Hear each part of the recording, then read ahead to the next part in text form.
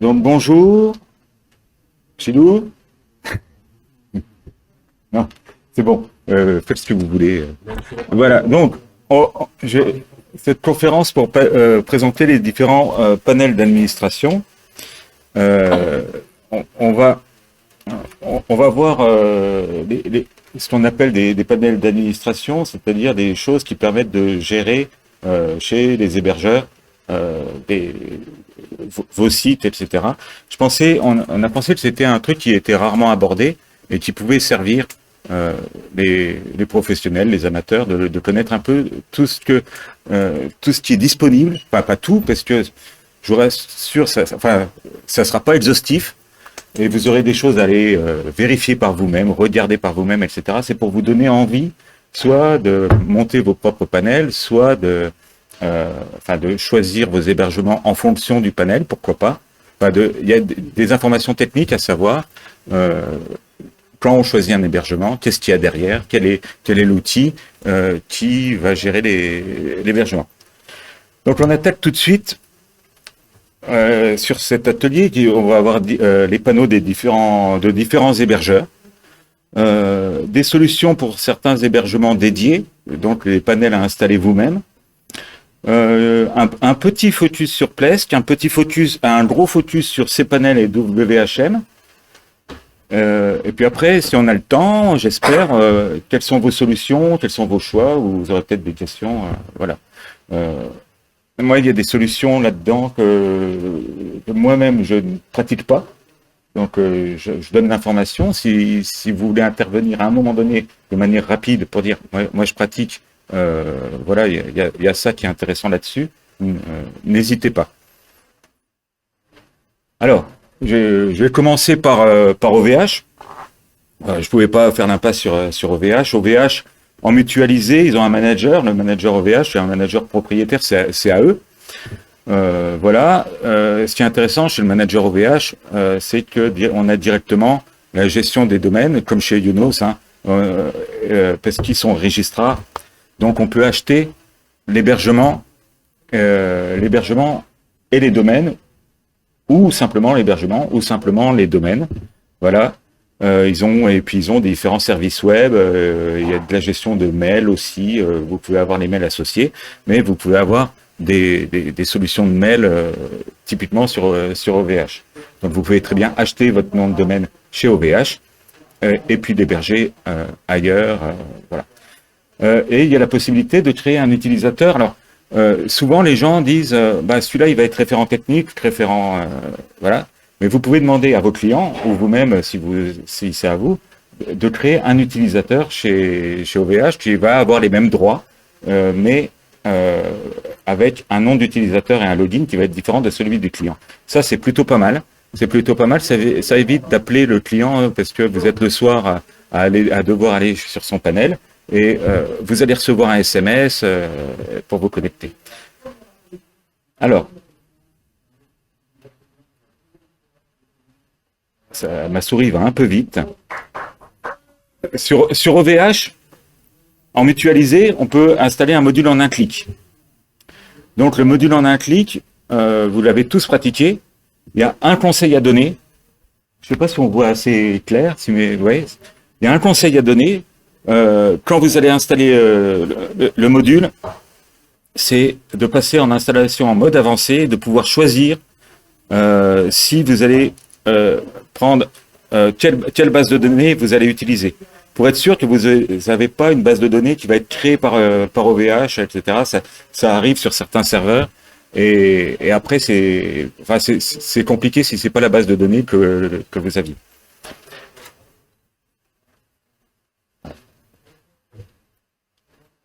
Alors, chez Planet Hoster, il y a un cPanel.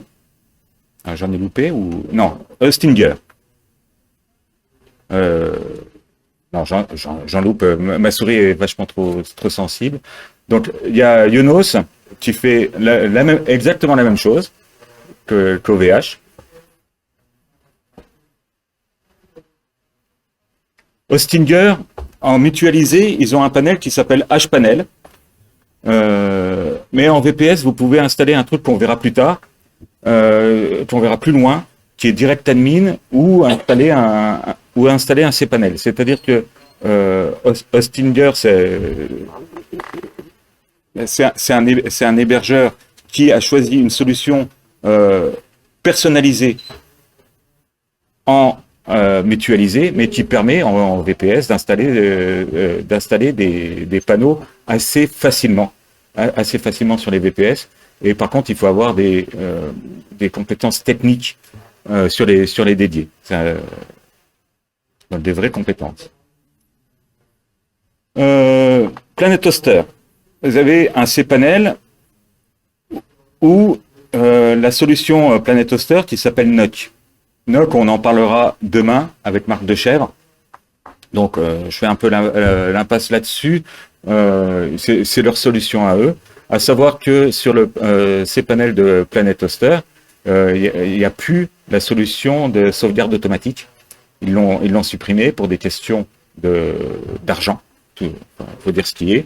De gestion, puisque c'est des licences qui sont payantes. Donc, ils ont décidé de s'en passer. Mais par contre, eux, ils ont développé une solution à eux qui s'appelle NOC et qui permet, t'es là, Marc, et qui permet dessus, il y a un module qui permet de faire des sauvegardes automatiques. Je pense même que pour un nouveau compte, le cPanel n'est plus disponible. Moi, j'ai plein de comptes qui, historiquement, avaient un cPanel. Donc, tant que je ne demande pas le basculement, je reste sur un cPanel. Je pense que pour un nouveau compte, il bloque. J'ai pas vérifié, Voilà. Mais... Donc, voilà. N0C. Voilà, Planet Hoster.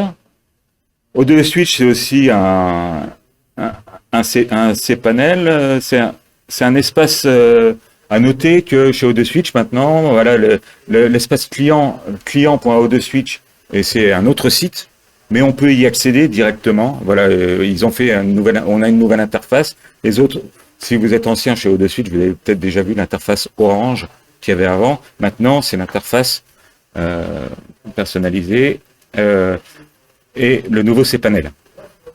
Dessus, là, vous noterez, voilà, ce qu'on verra tout à l'heure, il y a un installateur de Softaculous qui peut installer un Joomla. Alors, sur les panneaux qu'on peut installer sur des dédiés ou des VPS, j'en ai noté quelques-uns. Il y a ISP-config, qui a une fonction d'admin, reseller, revendeur, client. On mettra en ligne hein, les documents, comme ça vous aurez les liens si vous voulez avoir les liens, mais évidemment vous pouvez prendre des copies d'écran. ISP-config, on va aller voir, on peut se loguer. Je vais me loguer en tant que mine démo.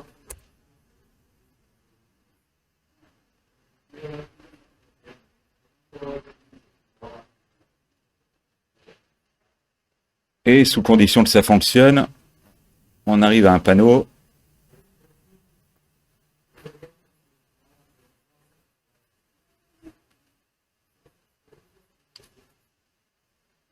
Tu ne veux pas, bon bah les joyeusetés. Les joyeusetés du direct. Donc là, vous avez un panneau où vous pouvez gérer, comme sur d'autres panneaux qu'on verra plus tard, mais où vous pouvez gérer vous pouvez gérer les clients, les revendeurs, et vous-même vous êtes admin. Ça peut être intéressant et il est gratuit. Ce qui est notable par rapport aux autres choses que je vais vous montrer plus tard, c'est que celui-là il est gratuit, il est open source et on peut l'installer sur un dédié ou un VPS. Je crois même que sur le site d'ISP-config, ils proposent de l'installer sur un VPS, sur des VPS à eux. Voilà, mais le truc, il est fait pour qu'il n'y ait pas de licence.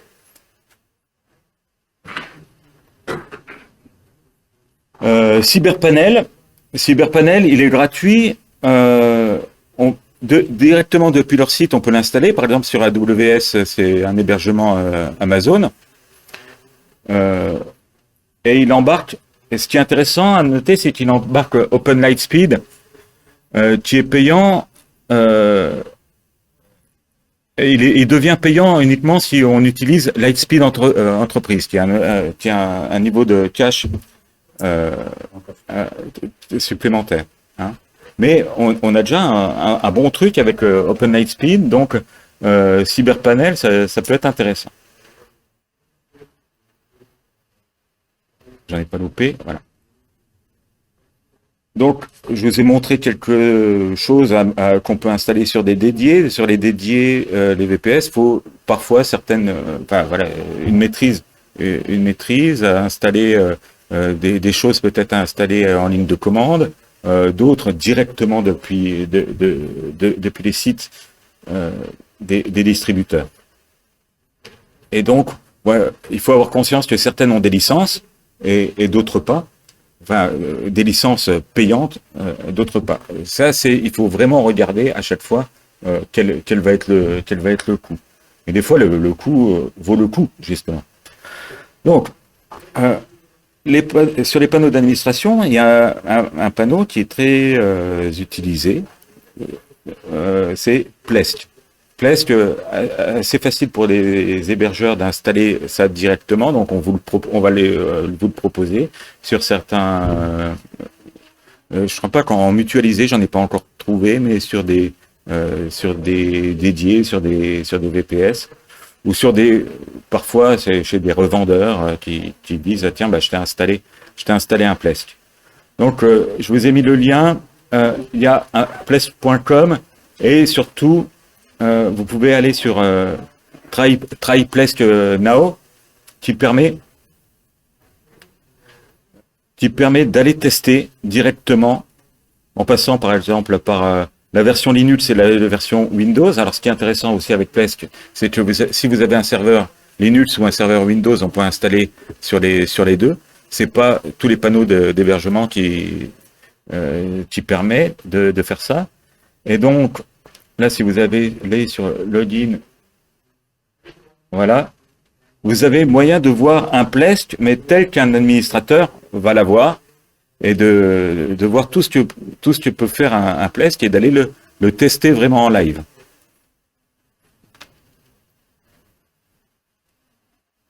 Donc vous allez avoir accès à différentes aux extensions,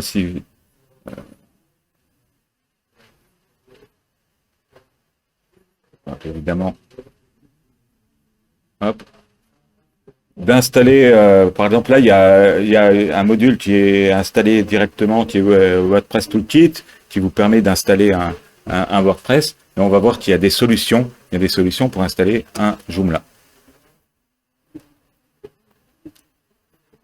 Alors, Plesk, sur les quelques sites clients qui utilisent Plesk, eux, ils sont intéressés par le SEO Toolkit, qui permet de faire une analyse SEO et d'avoir un rank tracker. Alors, c'est de l'ordre du gadget quand même. C'est de l'ordre du gadget. Le rank tracker, il y a très peu de mots qu'on peut suivre. Alors, il donne des indications parce que ça a analysé avant et puis ça dit, bah tiens, vous pourriez suivre tel et tel mot. Mais par rapport aux vrais outils SEO, ça vaut pas le coup, quoi. Ça permet juste d'avoir des indications. Et l'analyse SEO, c'est pareil par rapport à une vraie analyse SEO. Voilà, ça a le mérite d'exister. C'est le seul truc qui fasse ça un peu nativement, mais voilà. Et on a une application d'installation Joomla dans Plesk. Il y a un composant pour Plesk qui s'appelle Joomla Toolkit et qui est développé par un développeur que vous connaissez peut-être, Victor Vogel. Hein, vous le connaissez, son site c'est Marc. C'est Rubik Cubic. Rubik Cubic, ouais, voilà, il a fait plein d'extensions qui sous Joomla 3 étaient gratuites, qui maintenant sont payantes, mais qui sont utiles. Je trouve qu'il y a certaines qui sont très utiles. Voilà. Et Victor Vogel, il a travaillé chez Plesk, il continue à travailler chez Plesk, et il a fait, en collaboration avec Plesk, un Joomla Toolkit qui permet euh, qui permet de la création de l'installation de Joomla et des bases directement dans Plesk, donc de gérer plusieurs Joomla, de faire des backups. Il y a un outil de sécurité et qui permet de faire des backups et de scanner le site avec un scan antivirus, de visualiser toutes les instances et de surveiller les mises à jour qui sont faites sur le site. Ça fait un peu comme mysite.guru, mais sauf que c'est sur votre hébergement, directement. Donc il n'y a pas d'interaction avec un site tiers. Pour ceux qui connaissent MySiteGuru, ou comment s'appelle l'autre Watchfully. Ok. Alors. Bien. On va arriver là à cPanel, qu'on trouve sur cpanel.net. C'est hébergé par de nombreux utilisateurs, Planet Toaster, qui est notre partenaire cette année, et O2Switch, qui est connu en France particulièrement parce que la communauté Internet, voilà, ça fonctionne pas mal. Et c'est une solution qui est une solution avec licence. Donc, si vous prenez un cPanel, pour le mettre sur un dédié, vous allez être obligé de payer une licence. D'où les explications de coûts chez certains hébergeurs ou de choses qui sont ajoutées, retirées, etc. Et les modules qui sont installés sur le cPanel, donc il y a un bloc, mais les modules qui sont installés sur le cPanel vont être aussi pour certains gratuits, mais d'autres vont être avec licence. Donc il y a les hébergeurs ou vous-même, les hébergeurs font le choix d'installer ou de ne pas installer des outils en les trouvant pertinents ou pas. Donc les explications de Planet Toaster qui ne fait pas de sauvegarde, c'est un choix. O2Switch continue à le faire.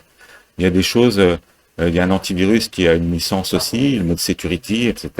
Voilà, qui a un certain coût et ça impacte leur gestion. Et du coup, votre gestion aussi.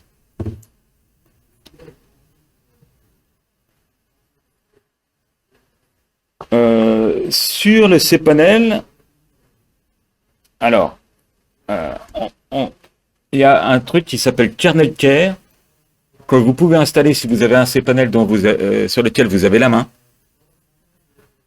qui permet de faire la mise à jour des OS, comme Debian, voilà, votre OS, sans redémarrer la serveur. En fait, c'est un système de couches. Il vérifie s'il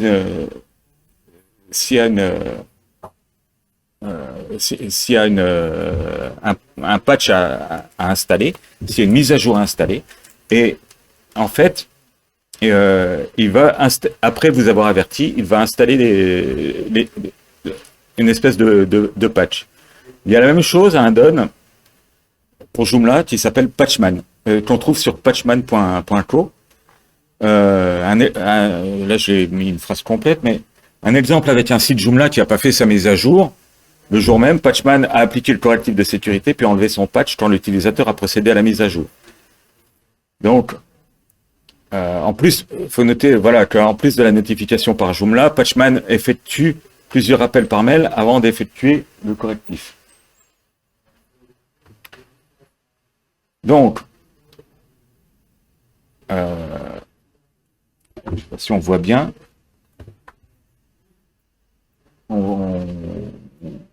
Il a trouvé le patch, il l'a installé. Le développeur a été et il a installé le patch. C'est invisible. Le développeur, le propriétaire du site a été averti. Attention, on va le faire, etc. À un moment donné, il le fait puisqu'on ne lui a pas dit ne le fait pas. Il installe le patch et puis il enlève le patch quand le développeur met vraiment le site à jour. Vous voyez le principe? Donc ça permet d'avoir un site tout le temps à jour, pratiquement. Y compris quand vous oubliez d'y aller. Ça fonctionne plutôt bien. Ceci dit, si vous recevez des mails qui vous disent attention, on va passer à un patch, vous recevez des mails aussi qui vous disent votre site n'est pas à jour. C'est pas ce que fait Watchfully. Non. Non. Non, Watchfully fait vraiment la mise à jour depuis l'interface. Des composants, etc. Non, ça c'est un système automatique. Il repère, il repère, il vous avertit, il pose le patch, et puis s'il y a une mise à jour qui est faite, il enlève le patch. Voilà, il met une rustine. Et quand tu changes ton pneu, il enlève la rustine.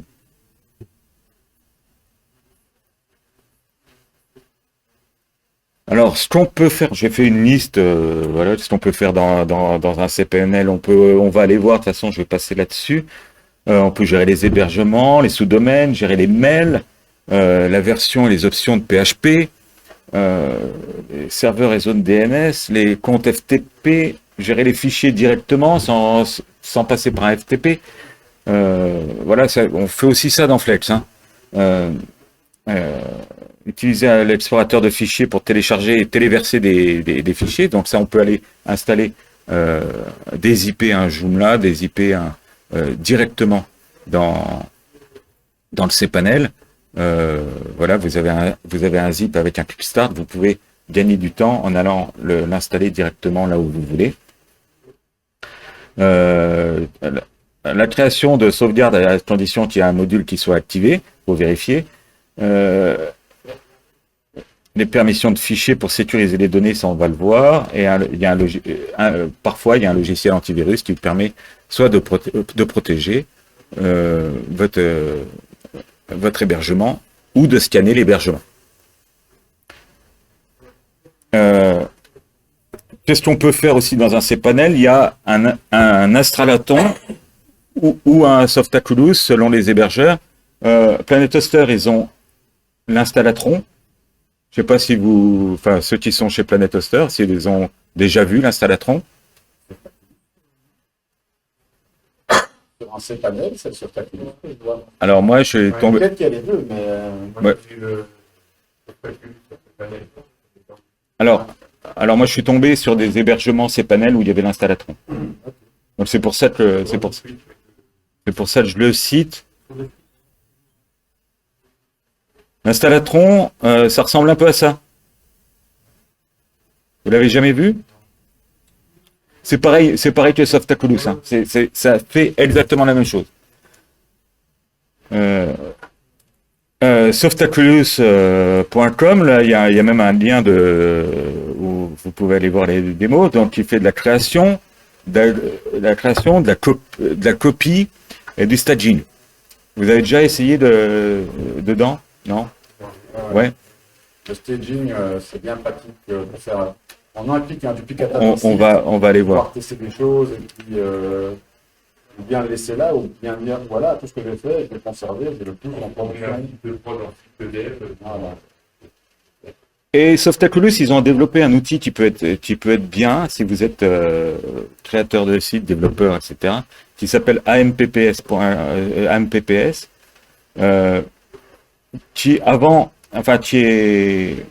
qu'on peut télécharger, mais ils ont un système de paiement qui est mieux parce que si vous voulez avoir gérer vos différents sites, différentes choses, c'est mieux de prendre la version payante. Et AMPPS, c'est un serveur qui va embarquer un Softaculous et qui va embarquer la gestion voilà, vous vous retrouvez pas avec un cPanel, mais vous vous retrouvez avec vraiment des choses. J'ai présenté ça à un Joomla à Paris, je crois. c'est vraiment un truc puissant qui permet, comme XAMPP, comme WAMP, de faire des choses. Mais en plus, vous avez un Softaculous embarqué et il y a un FTP embarqué. Il y a de la gestion aussi de domaines. Vous pouvez gérer des domaines, changer de version PHP par dossier. C'est hyper puissant.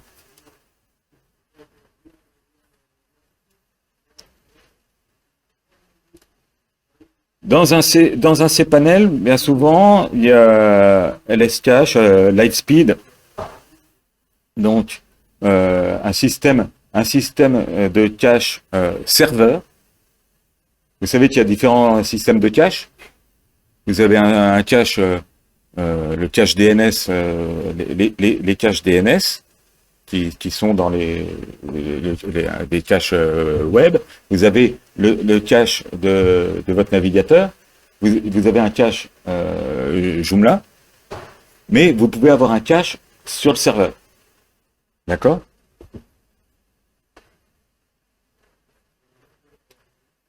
On peut aussi avoir des options de sécurité. Là, je cite un module que vous retrouverez peut-être, qui est Immunify. Chez O2Switch, il y a Immunify AV, antivirus, qui permet de scanner, qui permet de faire un scan de votre hébergement. C'est plutôt pratique. Des fois, moi, je m'en suis servi sur un hébergement où il y avait beaucoup de choses. Je me suis rendu compte qu'il y avait un virus, il y avait beaucoup de choses. Plusieurs sites qui se côtoyaient pour vérifier. Alors, on voit qu'il y a un site il y a un virus sur un site. Est-ce qu'il n'a pas été plus loin? On peut scanner l'ensemble de l'hébergement et on voit s'il y a des choses. Voilà. Et par contre, il y a une Unify 360 qui est une version payante, mais qui permet de faire une protection sur le serveur. Voilà.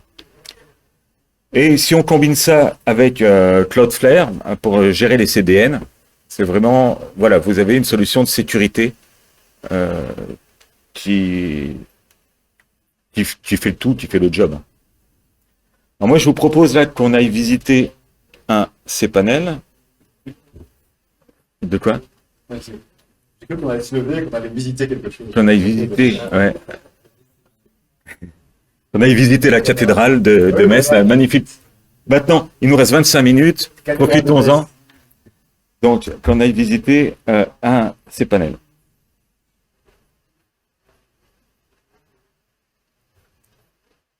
Hop là, évidemment. Ah non. Je parle d'un hébergeur qui n'a pas la dernière version de ses panels. Par exemple, le Switch n'a pas la dernière version de ses panels. Ils vont l'avoir. T'es encore en truc orange là. Pas le dernier. Ouais, bah faut leur. Ah bon? Faut leur demander parce que O2Switch, ils n'ont pas les mêmes versions. Ils ont pas les mêmes ils mettent pas les mêmes versions de ces panels selon les serveurs. Personne, enfin, il y a plein de gens qui font ça chez l'hébergeur. Ouais, j'ai des sites sur des vieux serveurs où il y a des vieilles versions de ces panels et des vieux modules qui sont laissés. J'en ai un où je peux choisir par dossier ma version de PHP. Et ça, je le trouve nulle part ailleurs sur mes autres. Voilà. Et je les ai appelés en demandant à ce que ça soit mis sur les autres. Ils m'ont dit non, vous avez de la chance. Vous avez un vieux serveur. On vous le laisse, mais maintenant on le met plus. Voilà. C'est un choix. C'est un choix. Alors voilà, il faut le savoir. Hein. Et moi, chez O2Switch, le problème, c'est que la version de PHP, elle est générale sur toutes les versions mutualisées. Alors, bah justement, on va y aller chez O2Switch des.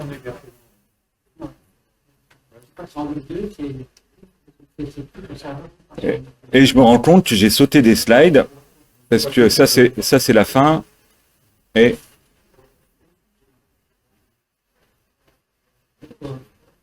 là-dessus. J'aurais dit juste il y a 2 lignes à rajouter dans le accès et puis mettre un fichier PHP par linéaire à 5. J'ai des sites qui ne fonctionnent pas en tard.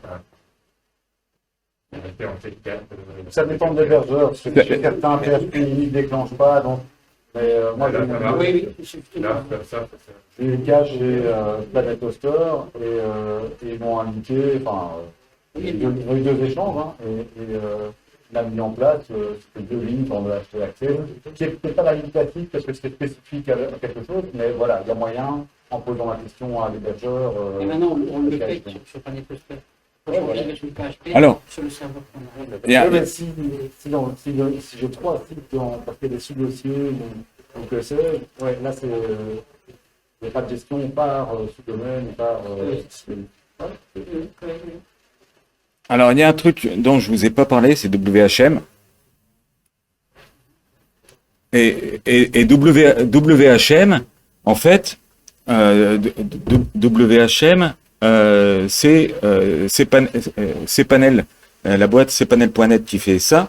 WHM, c'est comme un cPanel qui embarque des cPanel. C'est une solution de gestion de cPanel. C'est-à-dire, imaginons vous avez un serveur dédié ou un VPS, vous installez dessus un WHM.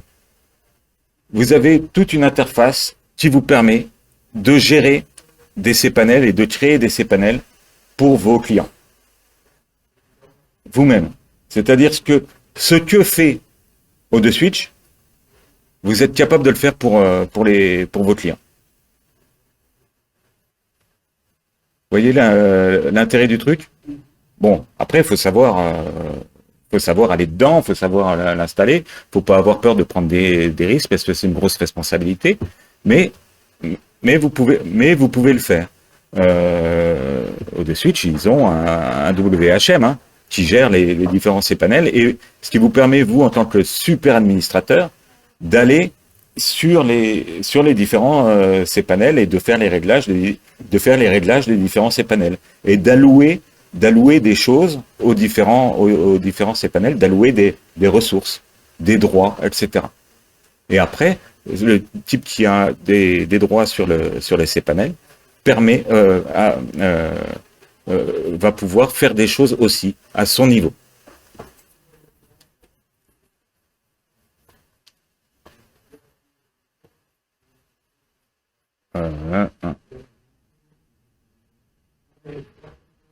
J'ai mis où mon...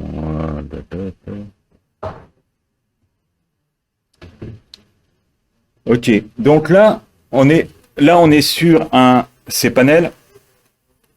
La question était sur gérer plusieurs PHP. Moi, j'ai des hébergements, j'utilise les lunes. J'utilise les lunes qui sont dans mon univers web. Chez ODeSwitch, c'est comme ça. Chez Planet Hoster, il l'appelle autrement. Mais on peut installer des lunes, c'est-à-dire des hébergements satellites. Alors, sur celui-là, j'en ai pas installé. Il faut débloquer l'outil. Et à ce moment-là, vous allez avoir comme des cPanel différenciés. Si je vais sur celui-là,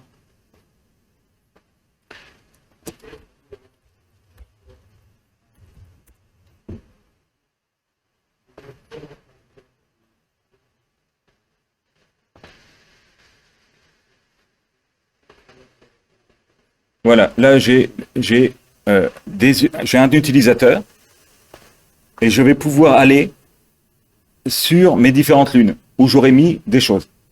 Et je peux donner des droits sur ces lunes. Donc après, il suffit juste de savoir où sont les choses. Et puis, je peux donner des droits utilisateurs sur ces lunes, etc. OK ? Ça inclut la version PHP. Oui, parce que je peux choisir ma version PHP par lune. OK ? l'une égale le répertoire d'hébergement. Égal sous-compte. Sous-compte. Non, c'est pas un répertoire, c'est un sous-compte. Tu as toute l'interface. C'est un sous. Mais, ouais. Tu vas avoir, ah oui, tu peux avoir plusieurs sites si tu veux. Oui, D'accord. exactement. Donc, tu as le tout par Mais- exemple, mais- en- Mais exactement. Et- Exactement. Mais celui qui a accès à cette lune-là n'a pas accès, n'a pas accès aux autres. Mais c'est étanche. Ça permet éventuellement, si vous avez, alors par exemple, Switch, ils autorisent 5 lunes, enfin 4 lunes, donc 5 hébergements finalement. Ça vous permet, si vous avez quelques clients comme ça, de dire, bah tiens, toi, t'es un petit client, mais je te donne un espace où tu vas pouvoir accéder. Ok? Bon, moi, je préfère que le client achète directement son hébergement. Comment ça s'appelle, là, le lien sur lequel tu as cliqué pour accéder à ça? Univers. Mon univers web. Que je n'ai plus là, puisque... si, mon univers web. Et donc là, je vois mes lunes. Là, je vois mes lunes, mais je peux très bien... je peux très bien ne pas voir mes lunes parce qu'il faut les débloquer, il faut les demander. Elles sont pas débloquées d'office. Non, c'est un sous cPanel. Comme s'il y avait deux comptes clients. Et en fait, c'est un cPanel, mais qui est dépendant. C'est un cPanel qui est dépendant du cPanel qui t'est alloué. Avec un nom d'utilisateur, un mot de passe. Pardon? Moi, je suis dans les- Là, je suis chez Switch. Non, mais j'ai donné de dire, je fais la. J'ai deux développeurs dans l'entreprise, alors. Et je veux les dissocier. Chacun, oui, Pour oui. éviter qu'il y en ait un qui fasse du dégât chez l'autre. Ouais, voilà, c'est ça, ouais, et- ouais. c'est complètement étanche. C'est comme si tu avais deux comptes différents, payés avec deux cartes de crédit différentes. Rien à voir. Et pour les domaines, comment c'est géré? T'as un Chacun est un compte à part entière, comme s'il n'avait rien à voir avec l'autre. Alors attention, si tu as un nom de domaine sur ta lune principale, enfin sur ton hébergement, tu crées une lune et puis tu veux déplacer le nom de domaine, tu vas devoir supprimer ton nom de domaine parce qu'il va te dire attention, il est installé ailleurs. D'accord. Ok? Tu vas donner des sous-domaines en fait aux lignes. Oui, tu vas donner des domaines. Des domaines ou des sous-domaines. C'est comme si je balançais tout de mon compte à ton compte. Ça n'a plus rien. Voilà, c'est complètement rien à voir. Mais dans des domaines, Tu peux mettre un sous-domaine. Un domaine qui est dans une ligne, tu peux créer un sous-domaine dans une autre ligne. Non, c'est étanche. C'est comme si ton. C'est étanche. Web 54, il est sur le et si tu vas dans la lune 1, tu peux pas faire un sous-domaine de Web 54. Voilà, j'ai placé mon produit. Donc, Ok, c'est bon. c'est bon, c'est dans la boîte. Alors, on va aller donc, hop là. Donc dessus, qu'est-ce qu'il y a? Alors il y a des choses qu'on peut déplacer. Hein. Il y a des choses qu'on peut déplacer. Il y a les comptes de messagerie. Des redirecteurs, tout ça, je vous fais l'impasse sauf si vous me dites, ouais, c'est quoi, c'est intéressant. Des réponses automatiques, des listes de diffusion, c'est intéressant. C'est intéressant pour les clients associatifs. Ils cherchent toujours des moyens d'avoir des listes de discussion, de comment je fais pour contacter, etc. Des fois, c'est pas la peine d'avoir un truc, une usine à gaz. Il suffit de faire des listes de discussion ou des listes de diffusion sur leur hébergement. Ils payent pour, ils ont le service pour, c'est là. Voilà. Il y a moyen de suivre les remises. Ils ont des calendriers contacts avec comment ça s'appelle, des coldav, des caldav. Voilà. Il y a moyen de déléguer les calendriers. Qu'est-ce qui est intéressant? Le gestionnaire de... Sauvegarder les boîtes mail. Pardon? On en parlait à midi. Les boîtes mail? Oui, sauvegarder les boîtes mail. on se gardait. Oui, Ah oui, oui. Moi, j'ai regardé. Oui, les exports, voilà, vraiment les. Je sais plus, Charlie, Sur tu avais Jet fait Backup, ça? sur Jet Backup, Et sur Jet Backup, on verra ça après. Ok. D'accord. Dans le type de déplacer, il doit être un serveur. Oui, le sauvegarder, mais extérieurement. Il y a le G- On parlait notamment de l'OVH en flamme. Ouais, il y a vraiment ça. Ah oui, ouais, c'est pas. Il y a le gestionnaire de fichiers. Il y a le gestionnaire de fichiers qui est pas mal. Vous pouvez pratiquement tout faire. Sauf qu'il bug dès que tu as des sites de plusieurs gigas. Mais il faut pas, monsieur. Si, ouais, peut-être, je sais pas. Non, mais donc ça bug, ça ne dit rien. D'accord. Ok. Pour 4-5 gigas, pour arrêter. D'accord. Mais en même temps, c'était sur du mutu. Voilà, il y a des limitations. Faut en avoir conscience. On ne maîtrise pas forcément tout.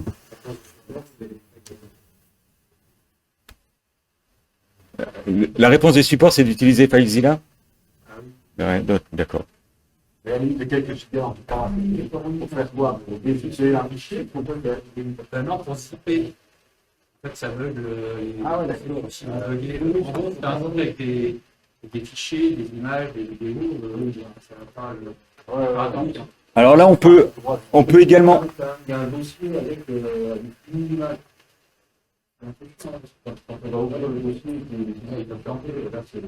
Alors, on peut également charger un fichier.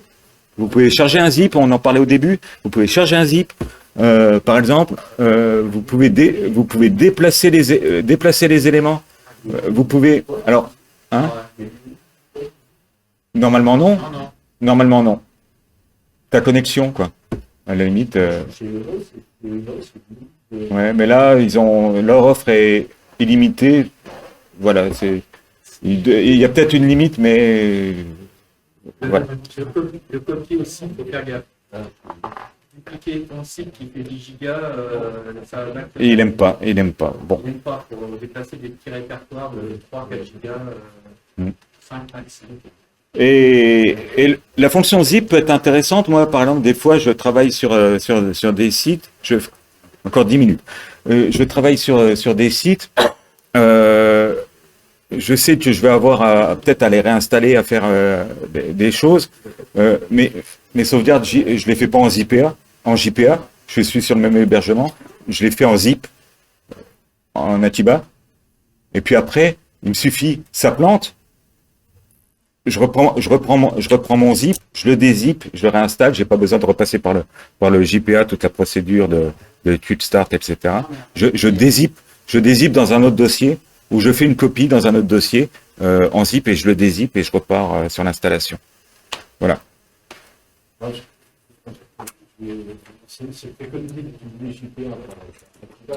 Ouais. Sur des zips. Mais là, comme tu quittes pas, comme tu quittes pas ton hébergement, si tu veux, t'as pas de téléchargement, upload, etc. Donc, tu peux essayer de le faire comme ça, quoi. Oui, ça dépend de la taille. Si c'est un gros site, je pense que ça dépend de la taille. Ok. Voilà, donc vous pouvez jongler avec tout ça.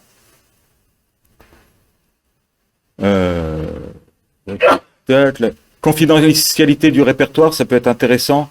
Vous pouvez modifier la confidentialité du répertoire, c'est-à-dire qu'il va vous créer un htaccess avec le mot de passe, etc.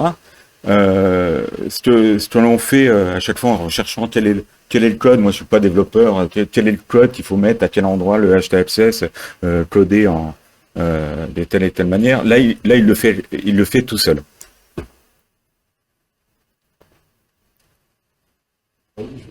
Quand il y a un moulin et qu'on protège le répertoire, en fait, il va inscrire le code dans un htaccess. Ouais. Le htaccess de moulin, il va aller accélérer un peu. On a chez Au-dessus Jet Backup. Jet Backup qui permet de faire des crônes de backup, de programmer.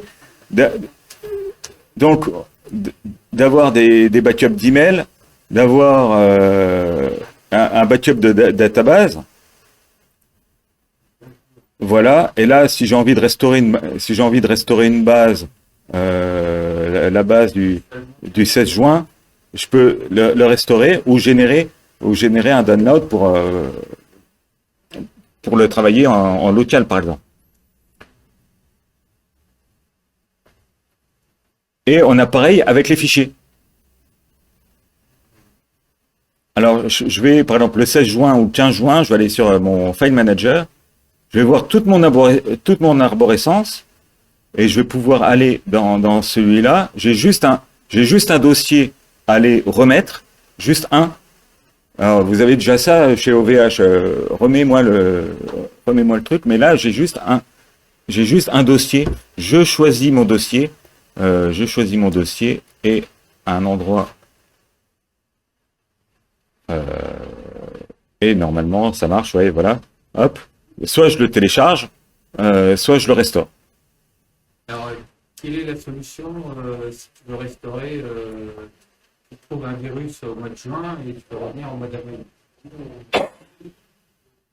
T'as pas une autre priorité comme ça. Non, t'as pas une. Apparemment, tu as 15 jours. Ouais. Le cas, je vais revenir Ah ouais, bah non, t'as à pas. mon site de départ. Non, il faut bien. C'est ça. Donc, je fais tes sauvegardes avec cela. Les 4 jours. Oui. Donc, la première de chaque fois. Alors après,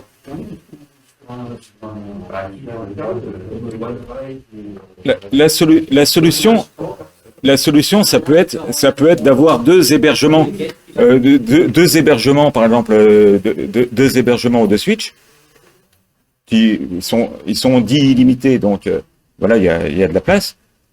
Si tu veux pas passer par des drives, par des trucs, et puis que l'un et l'autre s'envoient les sauvegardes. Voilà, ça peut être une solution si tu veux être sûr que après faut pas avoir, enfin, faudrait pas qu'il y ait une bombe qui tombe sur. Pareil, Mais bon, deux Switch, quand ils ont leur site, tu te l'indique, le site qui indique ça, il est en alors ce qui est intéressant aussi, c'est la base de données. Les bases de données, vous connaissez tous PHP-MyAdmin. Là, on y accède directement. C'est OVH, par exemple, c'est compliqué. Il faut remettre les codes, etc. Là, il y a un assistant de base de données, MySQL, qui est pas mal. Si j'installe là,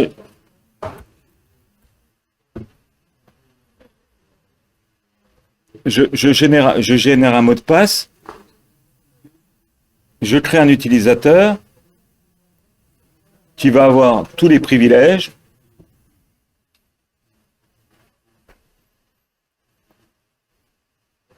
Et voilà, ma base de données est faite avec un nouvel utilisateur.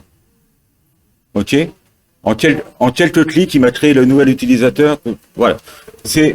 Une fois qu'on a l'habitude, c'est assez vite fait. Mais il y a mieux.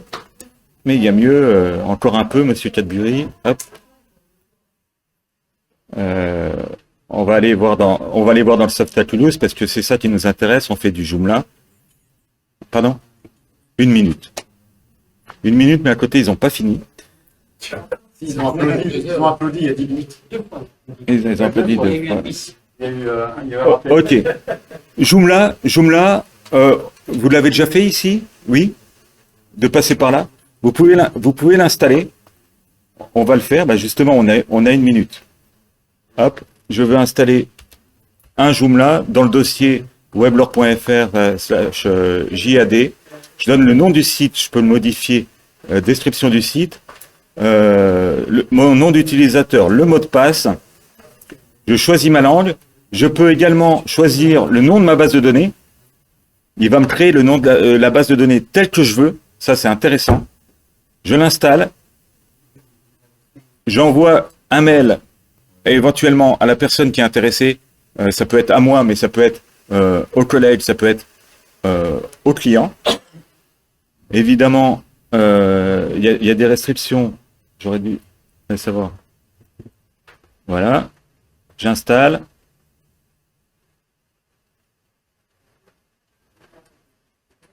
et vous allez voir que ça va très vite, enfin très vite, relativement vite.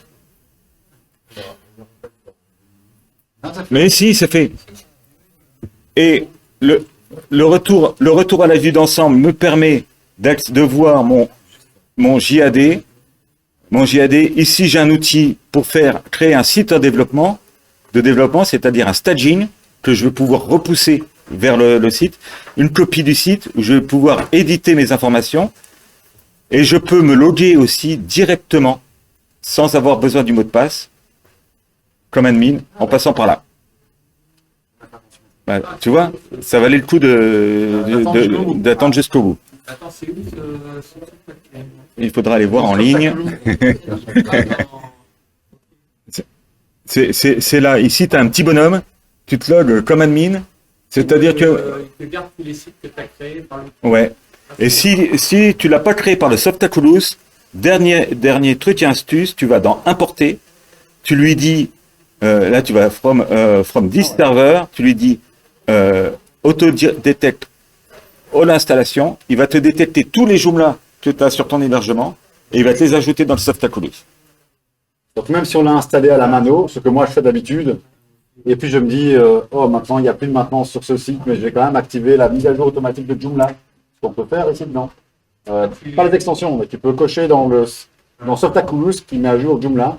Quand un nouveau Joomla sort, 24 heures après il le met à jour. C'est une manière, sans faire de maintenance, de quand même avoir Joomla d'office à jour. Voilà. Et ton statut,